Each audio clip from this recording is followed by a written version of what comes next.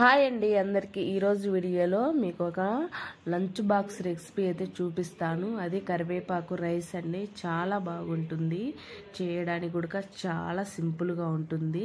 మనము పిల్లలకి ఎప్పుడైనా స్కూల్కి లంచ్ బాక్స్ పెట్టాలి అనుకుంటే చాలా ఈజీగా అయిపోవాలి పని అనుకుంటే ఇలా కరివేపాకు రైస్ చేయండి. సింపుల్గా ఉంటుంది, చాలా తక్కువ పని చేయడం కూడా. మరి ఎలా చేయాలి అనేది ఈ వీడియోలో చూపిస్తాను, చూసేయండి. బయట మనకు ఎప్పుడైనా ఫంక్షన్లలో చేస్తారు కదా, సేమ్ అలాగనే ఇంట్లో కూడా ఇలా తయారు చేసుకోవచ్చు. కరివేపాకు రైస్ చాలా ఈజీగా ఉంటుంది. ఇక్కడ అయితే చూపిస్తాను, ఈ వీడియోలో చూసేయండి. కానీ మనం బయట ఫంక్షన్లో మటుకు ఎలా చేస్తారో అలాగనే అండి. చాలా అంటే చాలా బాగుంటుంది. పిల్లలు కూడా చాలా బాగా ఇష్టంగా తినేస్తారు. ఇట్లా లంచ్ బాక్స్ చేసి పెట్టండి, చాలా ఈజీగా ఉంటుంది. మరి వీడియోలో చూపిస్తాను, చూసేయండి. ఇప్పుడు స్టవ్ వెలిగించి కడాయి పెట్టుకొని అందులో 1 స్పూన్ ఆయిల్ అయితే వేసుకోవాలి. ఆయిల్ కాస్త వేడెక్కిన తర్వాత మనము శనక్కాయలు అనేటివి 1 స్పూనే వేసుకోవాలి, ఎక్కువ వద్దండి. 1 స్పూన్ శనక్కాయలు అయితే వేసుకొని ఇవి కాస్త వేగనివ్వాలి.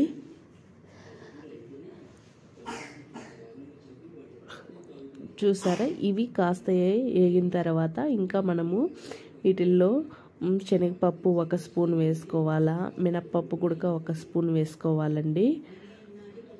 ఇప్పుడు మనం శనగపప్పు 1 స్పూన్ అయితే వేసుకుందాము. ఈ శనగపప్పు వేసుకున్న తర్వాత ఇవి కాస్త వేగిన తర్వాత మినప్పప్పు కూడా వేసుకోవాలి 1 స్పూను.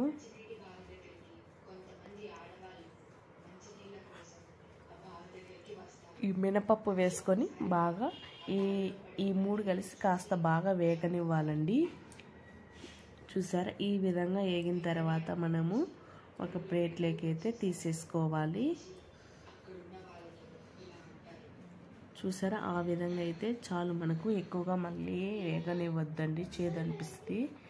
ఇప్పుడు కరివేపాకు శుభ్రంగా కడుక్కొని మనం రైస్ ఎంతైతే చేసుకుంటో అంత తగినట్టుగా కరివేపాకు అయితే తీసేసుకోవాలి. నేను 1 గ్లాస్ రైస్కు చేస్తున్నానండి. ఇప్పుడు కరివేపాకు కొద్దిగా తీసుకొని శుభ్రంగా వాష్ చేసుకొని ఇలా కడాయిలో కాస్త వేగనివ్వాలి. ఇప్పుడు కాస్త బాగా కొంచెం వేగిన తర్వాత అందులో 1 స్పూన్ అంటే ఆయిల్ వేసుకోవాలండి. ఇట్లా 1 స్పూన్ ఆయిల్ వేసుకొని బాగా మళ్ళీ ఒకసారి ఆయిల్లో కాస్త వేగనివ్వాలి. కరివేపాకు కొంచెం పచ్చి వాసన పోయేదాకా వేగనివ్వాలండి. ఇంకా మీరు కావాలనుకుంటే కొంచెం ఆయిల్ ఎక్కువ వేసుకొని అట్లా ఆయిల్లో బాగా ఫ్రై చేసుకునే సరిపోతుంది కరివేపాకు. అంత ఆయిల్ ఎందుకులే అనుకుంటే ఇట్లా కొద్దిగా వేసుకొని బాగా పచ్చివాసన పోయేదాకా వేగనివ్వండి.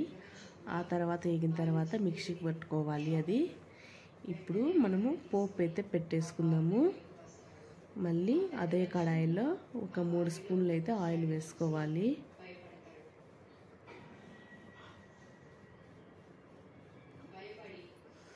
ఇట్లా ఆయిల్ వేసుకున్న తర్వాత ఇంకొకటి నెయ్యి కూడా వేసుకోవచ్చండి. నెయ్యి ఉంటే నెయ్యి కూడా వేసుకోండి, ఇట్లా 2 స్పూన్లు కానీ. ఇందులో మనము ఇంకా ఒక మీడియం సైజ్ ఆనియన్, పచ్చిమిర్చి వేసుకోవాలి. ఇంకా కావాలనుకుంటే ఆనియన్స్ వేసుకోవచ్చు, వేసుకోకపోవచ్చు అండి, ఆప్షనల్. పచ్చిమిర్చి కూడా మనము మిక్సీకి పట్టుకోవచ్చు, మనం కరివేపాకు పట్టుకున్నట్టు అట్లా మిక్సీకైనా పట్టుకోవచ్చు అండి. నేను అట్లా పట్టుకోలేదు, ఇట్లనే వేసుకుంటే కొంచెం కారంగా ఉంటుంది అనిపిస్తుందని ఇట్లనే చేస్తున్నాను. అలాగే ఇట్లా ఎండుమిర్చి ఇలా తుంచి వేసుకోవాలి. మీరు ఈ విధంగా ఆనియన్స్ అంటే మీ ఇష్టం అండి, వేసుకోవచ్చు, వేసుకోపోవచ్చు. ఇట్లా ఆనియన్స్, కొంచెం కరివేపాకు అంటున్నా, పచ్చిమిర్చి, ఎండుమిర్చి ఇప్పుడు వేయించి పెట్టుకున్నాం కదా, ఇవన్నీ శనక్కాయ పప్పులు, మినపప్పు, శనగపప్పు ఇవన్నీ వేసుకొని ఇప్పుడు మనం గ్రైండ్ చేసి పెట్టుకున్నాం కదా ఈ కరివేపాకు పొడి అయితే వేసుకోవాలి.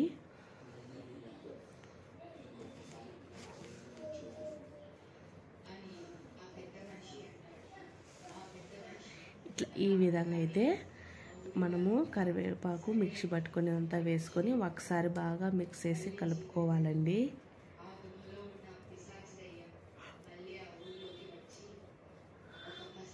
చూసారా, ఇట్లా ఈ విధంగా బాగా మిక్స్ చేసి కలుపుకోవాలి. కొంచెం ఇట్లా పచ్చి వాసన పోయినాక లైట్గా వేగనివ్వాలండి. ఇవి కాస్త మంట మనం ఎక్కువ పెట్టుకోకుండా కాస్త మీడియంలో పెట్టేసుకొని ఇవి ఫ్రై చేసుకోవాలి. అందులో కొద్దిగా సాల్ట్ అయితే వేసుకుందాము.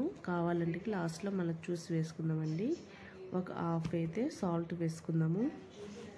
నేను ఆల్రెడీ రైస్లో వేసినాను, అందుకని నేను కొద్దిగానే వేసుకున్నాను. కావాలనుకుంటే లాస్ట్లో చూసి వేసుకోవచ్చు. ఇప్పుడు అంతా బాగా మిక్స్ చేసి కలుపుకోవాలి.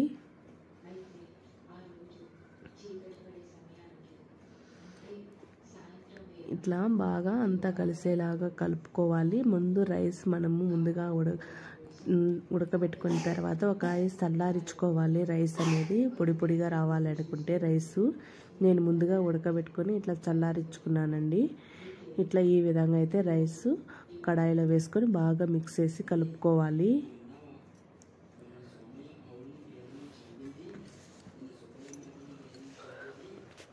ఇట్లా ఈ విధంగా అంతా బాగా కలిసేలాగా కలుపుకోవాలండి.